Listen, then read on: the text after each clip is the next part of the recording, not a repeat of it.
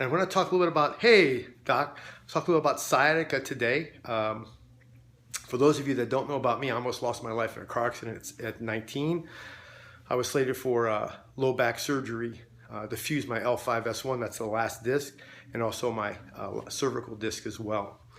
And through chiropractic care, I managed for the last 30-something years to avoid that. And I'm going to try to explain what was going on with me and what's happened and about sciatica and what you can do and how to be reasonable. So let's go to a film here. Make this as practical as possible. So here's the view of the spine from the side. So the tailbone is here, the last disc, fourth, third, second, and so forth. This particular patient is suffering from low back pain that goes down the leg to about her mid-thigh. So the nerve involved, we've all heard of the sciatic nerve. Well, it's in these, the nerve comes out of these little holes. Good morning, Donna. And here's a plastic model version of what we're looking at here. So you're looking at this.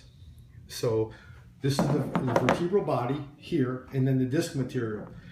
Now what's interesting about this disc material, it has almost no pain fiber, so you can herniate and protrude these discs, and sometimes there's actually no symptoms at all. But this model demonstrates what's called a posterior protrusion. The actual nuclear material is actually pushing back on the cord. This is not a good scenario.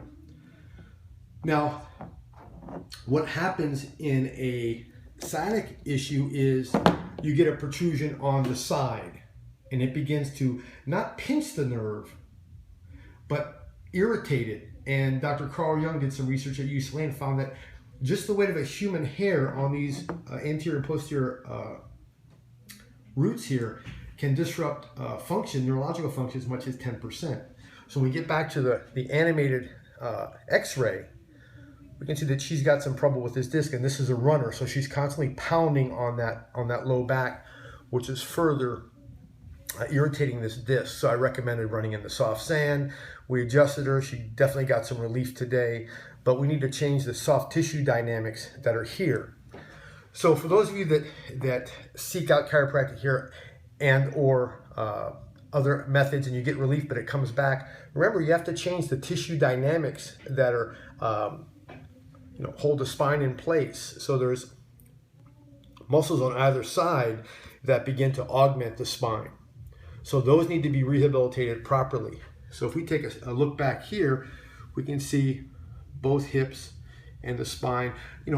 A person looking for trauma would say, oh, there's no fracture, this person is fine, where from a chiropractic biomechanical perspective, we're looking at how these units are functioning in and of themselves.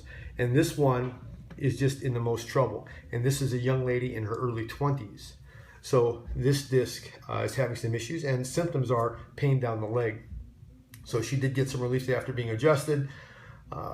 We'll set up a plan for her. There's some home rehab to follow, but this can be managed effectively, but the person needs to take heed. So hope that helps.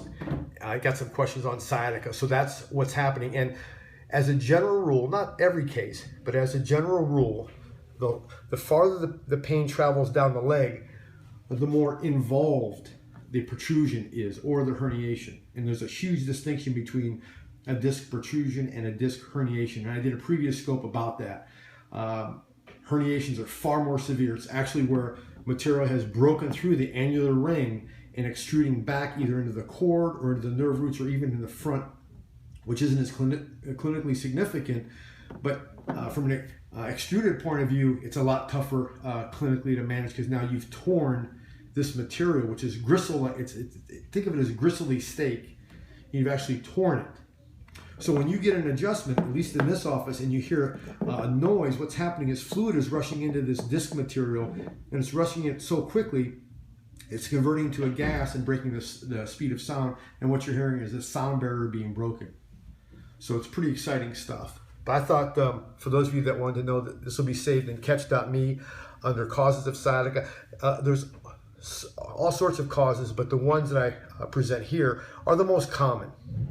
And effective chiropractic care can do the most to help us. Again, I'm a I'm a survivor, and this work has saved my life. So hope this helps anyone suffering with sciatica. Look at some other non-invasive options first, if it's, and you know, consider longevity.